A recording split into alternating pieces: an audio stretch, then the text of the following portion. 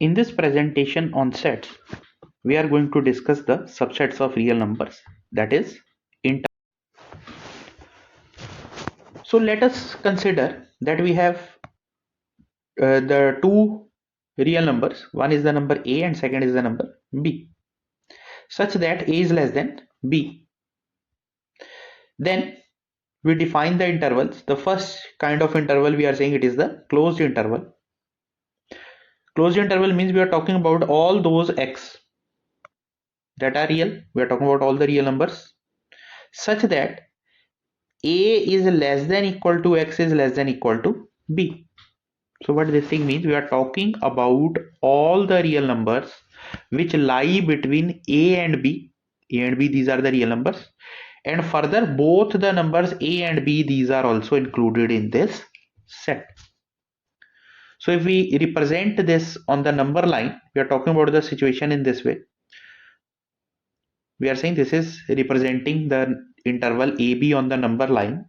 Both the numbers a and b, they are included. So these two dots that we have added over here, they are the dark dots. So they represent that this number a is also included and this number b is also included, and all the portion, all the numbers between a and b, they are included in this set. So this kind of interval, it is called closed interval, and this interval, it is represented in this way. We write the closed bracket. Within closed bracket, we are writing it is a, b. The next kind of interval we have, it is open interval. Open interval means now we are talking about the number line. We are saying we have the numbers a and b, and it includes all the numbers between a and b, but this number a and this number b, these endpoints, they are not included in this collection. So that is why these dots that we have over here, we are writing the hollow dots over here, you can say. So we are saying that the open interval AB, it is represented in this way, or sometimes we can represent it in this way.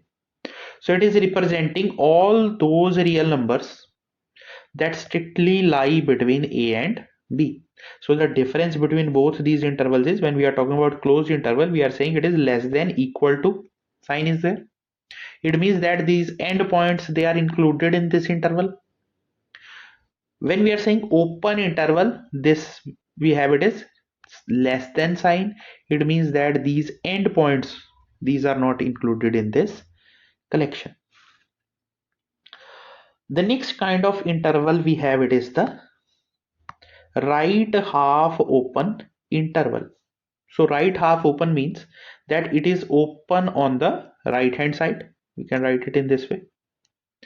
So what this represent? It means we are saying that this point A is included, whereas this point B is not included in this collection. So we are saying these are all real number where A is less than equal to X. It means this point A is included, the numbers greater than A are included, and then we are saying X is less than B. So these kind of interval, these are called right half open interval. And the next kind of interval we have, it is left half open interval. We write it in this way. So it is now clear from this definition, this terminology, that we are talking about that this point A, we are saying it is not included now. Then we have the points after A, they are included up to this point B, it is included. So we are saying left half open interval AB means we are talking about all those real numbers X, such that A is less than X, it is less than equal to B. So these are four subsets of R that are in the form of intervals. Interval means that they contain the points between AB, the numbers A and B, and then depending upon the type of the interval, we are saying whether the endpoints will be included or not. Next we have is the length of the interval. So whatever interval we are considering, either it is closed interval, it is open interval, it is right half open interval or left half open interval, the length of all these intervals, they are given by the value b minus a. So we look at some examples. So first we are talking about, suppose the interval is given, it is the interval, closed interval minus 2 to 3. So what this thing means, it means we are talking about all those real numbers such that minus 2 is less than equal to x is less than equal to 3. It means we are talking about all the numbers which lie between minus 2 and minus 3, and both these points minus 2 and minus 3, they are included in this interval. Next we are saying the interval, the open interval minus 2 to minus 3, minus 2 to 3. It means we are talking about all those real number which satisfy minus 2 is less than x is less than 3. So if we talk about the number line, we are having the number line over here. We are saying that both the points minus 2 and 3, they are excluded, and we are talking about all the numbers which lie between minus 2 and 3. Next, third is this interval, we are saying it is closed on this minus 2 side and it is open from this side 3.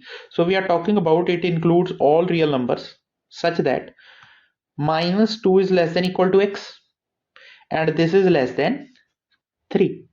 So if we plot this, we are saying that this number minus 2 it is included and this number 3 it is not included in this collection or this set.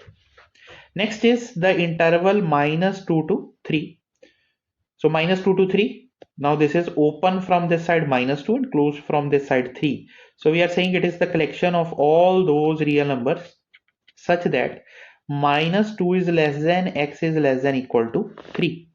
So if we plot this on the number line, we are saying this number minus 2 is excluded and this point 3 is included, and we have all the points lying between minus 2 and 3. Now next we have is write each of the following subsets of R as intervals. So the first subset that is given to us, it is A is equal to x such that x belongs to R, minus 3 is less than x is less than equal to 5. So clearly it is less than sign for minus 3 and less than equal to sign for 5. So we are saying that in interval form we can write it like it is the semi open interval or semi closed interval, you can say it is minus 3 to 5 and it is open from this side minus 3 and closed from this side 5. Next we have this set B, we are saying x belongs to R, minus 5 is less than x is less than minus 1. So both the endpoints they are excluded, so we are saying it is the open interval minus 5 to minus 1. Next we have C, that is x belongs to R such that minus 2 is less than equal to x is less than 0. So minus 2 is included and 0 is not included. Next we have is D, that is x belongs to R and minus 1 is less than equal to x is less than equal to 4. So both the endpoints they are included in this, so it is the closed interval. Now next part of this question is find the length of each of these intervals. So we are saying the length of this interval A, that will be equal to the endpoint over here, it is 5 and minus 3. So we are saying it is 5 minus 3. We are saying whatever the interval is, either it is open, closed or semi-open, the formula for length is the difference between the endpoints of that interval. The numbers that we have, it is b minus a. So in this case the answer we get it is 8. The length of the interval b, it is minus 5 and minus 1. So we have it is minus 1. This is the value of a. Then we have minus b, it is minus 5. The answer we obtain it is equal to 4. Next is length of the interval minus 2 to 0. So length of this interval C, that will be 0 minus minus of 2. The answer we obtain that is equal to 2. And the length of this interval D, we are saying that is equal to 4 minus minus of 1. So the answer we obtain it is equal to 5. So these are the values of the length of the interval A, B, C and D.